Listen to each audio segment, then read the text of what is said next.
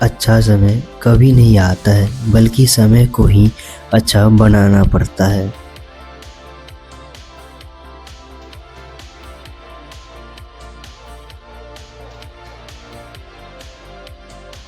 Hello everyone, तो जैसा कि पता है कि हम दिल्ली यूनिवर्सिटी के स्टूडेंट के साथ साथ एक यूपीएससी एस्पिरेंट है और हमारा कॉलेज इवनिंग शिफ्ट होने के कारण हम कॉलेज से आते हैं रोज़ के 11 बजे रात को। आते ही पहले हमें लग जाती है भूख, तो हम पहुंच जाते हैं किचन और देखते हैं कि यहाँ सीएसके का मैच भी चल रहा है। इधर मेरा भुजिया भी नहीं बना और उधर सीएसके जीत गया। पता नहीं कि इतना जल्दी कैसे जीत गया। और मैच का एंजॉय लेते लेते वो खाना भी खा लेते हैं और तुरंत पहुंच जाते हैं अपने रूम आते ही अच्छे तरीके से टेबल को साफ़ करते हैं, क्योंकि स्वच्छता बहुत ज़रूरी है क्योंकि पढ़ने में तभी मन लगती है जब आसपास का वातावरण स्वच्छ और साफ हो। और सब कुछ साफ़ सुथरा करने के बाद हम बैठ जाते हैं अपने ज्योग्राफी के रिवीजन करने के लिए। जैसा आपको पता है ना कि एनसीईआरटी बहुत ज़रूरी है, तो अभी हम एनसीईआरटी ही कर रहे हैं ज्योग्राफी का। तो पहले हम ज्योग्राफी को जितना पढ़ा हो तो हुआ रहता है पीछे का, उन सभी टॉपिक को पहले हम रिवीजन करते हैं, क्योंकि रिवीजन बहुत इंपॉर्टेंट है। क्योंकि ज्योग्राफी ये होता है ना कि हर चैप्टर अलग अलग चैप्टर में अलग अलग थ्योरी है, तो भूल ना जाए इसके लिए पहले हम 2 घंटे की सेशन लगाते हैं जिसमें हम ज्योग्राफी का बहुत ही अच्छे तरीके से रिवीजन करते हैं और उनके बाद उनका लेक्चर देखेंगे। चलिए पहले इनका रिवीजन करते हैं।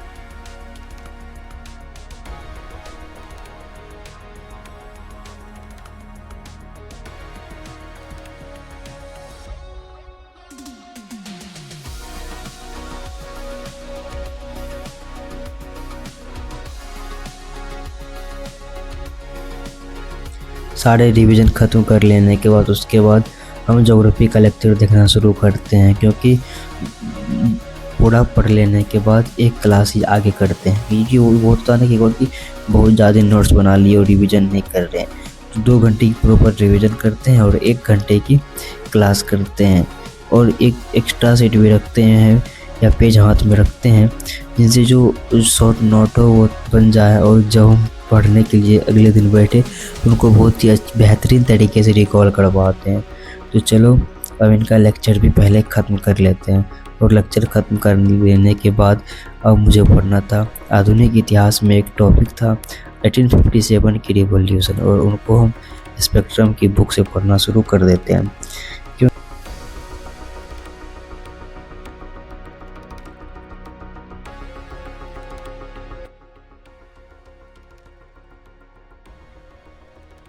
फाइनली तो हम लोगों ने अपना पहला शिफ्ट कंप्लीट कर लिया है, जिसमें हमने इतिहास और ज्योग्राफी का लेक्चर दोनों कंप्लीट करके उनका एमसीक्यू भी लगा दिए हैं। तो अब चलते हैं सेकंड स्लॉट लगाते हैं, क्योंकि उसमें करना है कि लक्ष्मीकांत को पढ़ना है। चलो अब सेकंड स्लॉट का इंतजार, सेकंड स्लॉट लगाना शुरू करते हैं।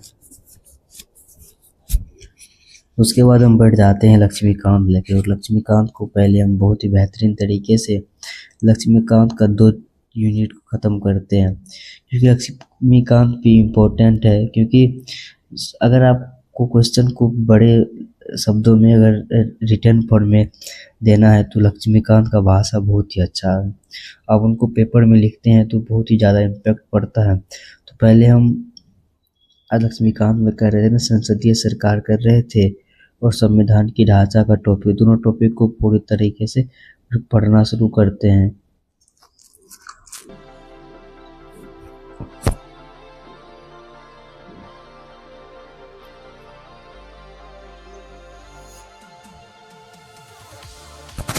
उसके बाद लक्ष्मीकांत जैसे ही मेरा ख़त्म होता है तो अब उनका भी एमसीक्यू लगा लेते हैं, क्योंकि मुझे ये पता चलना चाहिए ना कि हमने जो 2 घंटे में पढ़ा है तो वो मुझे कितना याद है। एमसीक्यू वो अपना वो माइंड टेस्ट करता है कि आपने कितना पढ़ पाए हो और आप कितना समझ पाए हो, आप कितना अच्छे तरीके से क्वेश्चन को उस जिस पैटर्न से एग्जामिनर पूछना चाह रहा है आप उस तरीके से उत्तर देना चाह रहे हो।